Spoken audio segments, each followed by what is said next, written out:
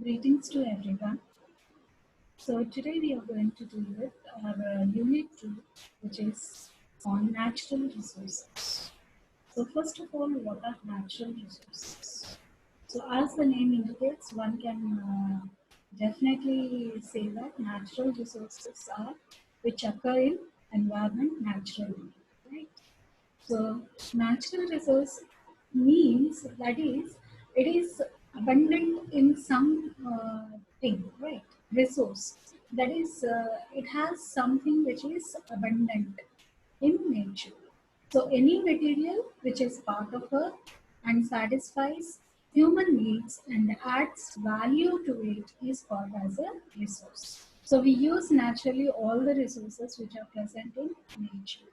Isn't it? Examples, we can say rocks, minerals, soil, rivers, plants, and animals. Right?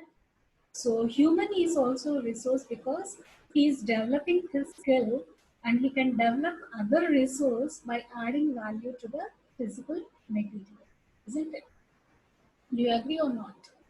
Yeah. Okay. So this is our second unit. So that is natural resources. So we have to go for, there are different topics in it, which we have to study.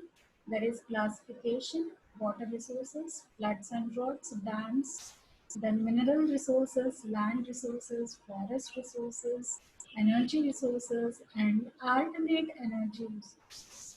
So which we can use for our daily life. So first we'll go for our first point, that is classification, or we can go for value of natural. What is the use of this natural resource?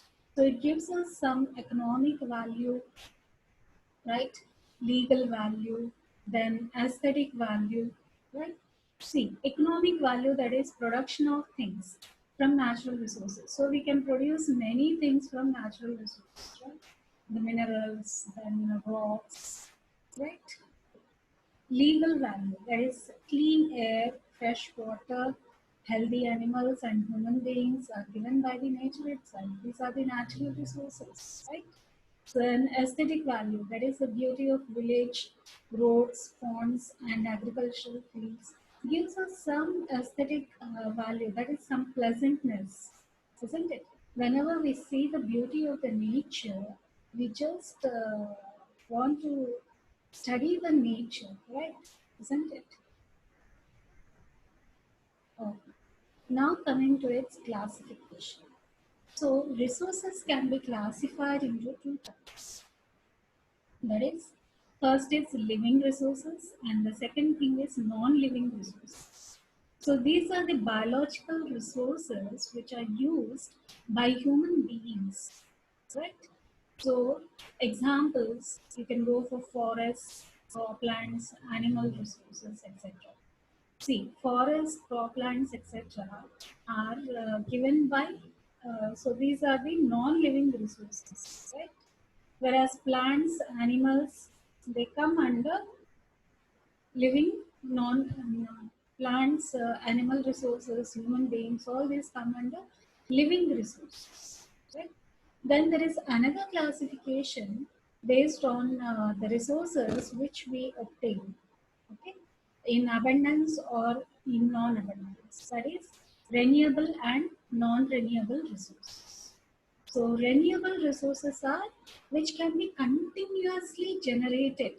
Okay, these are continuously supplied by the nature itself. That is, example, you can take sunlight. So sunlight, daily morning we get sunlight, and these sun rays we get normally every day, right? So these are not replenished, right? So renewable resources are continuing process of renewal and supply in nature. So these are called also called as flow resources because they go on flowing, right? Next, examples given are solar energy, crops, water, soil, air, wind, biomass, organic matter, wood, and then geothermal energy. So all these come under renewable resources. Then coming to non-renewable resources. So what are these non-renewable resources? These are the types where they are not present in abundance. Okay, so they are quietly, when we use them, they get finished, right? So those are called as non-renewable resources. So that they are just like stock. Okay, so if we keep some stock in our house, okay, if that gets completed, then we again go to shop and bring our own stock, right? So similarly, it is also called as stock resource. That is, it is limited in quantity, and each rate of use diminishes some future rate of use. So mostly developed nations are dependent on non-renewable energy sources such as fossil fuels, nuclear power, okay? And industrialized societies depend on non-renewable energy resources. So these are the examples. That is coal, oil, natural gas, oil shale and tar sands, nuclear power, coast, rocks, petroleum and natural gas. So all of you know about petroleum and natural gas, then coal and oil. All these are somewhat fossil fuels, right? So these fossil fuels takes several thousand of years to form, isn't it? So we should be very, very careful in using these non-renewable resources. Clear? Okay. So here we'll stop today and we'll continue in our next class. Thank you.